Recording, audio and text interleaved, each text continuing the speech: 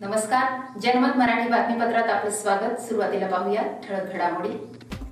कराड बंधू भेळभत्ता दुकानावर कोयत्याने हल्ला करून दहशत माजविणारा गुन्हेगार व 2 विधी संघर्षित बालकांना काही तासात गुंडाविरोधी पथकाने घेतले ताब्यात। दिनांक 29/10/2025 रोजी सायंकाळी 8 वाजेच्या सुमारास कराड बंधू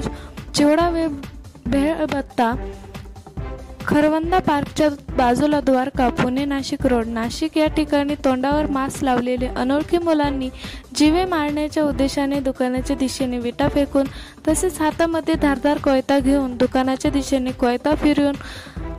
काउंटरवर 2 वेळा वार करून शेजारी उत्तम पेडा सेंटर दुकानाच्या काउंटरची काच फोडून नुकसान करून गंभीर स्वरूपाचा गुन्हा करून पळून गेले म्हणून विक्रांत शांताराम कराड यांची फिर्यादीवरून मुंबई नाका पोलीस स्टेशनकडील गुन्हा रजिस्टर नंबर 378/2025 भारतीय न्याय संहिता कलम 110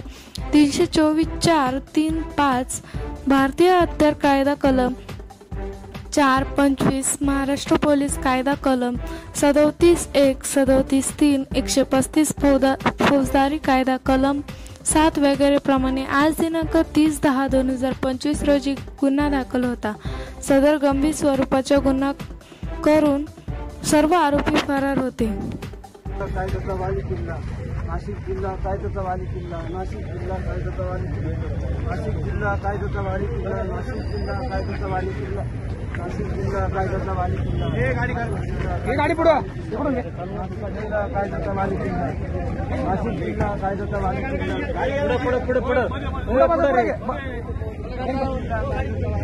गाडी पुढे घ्या आहे आपल्याकडे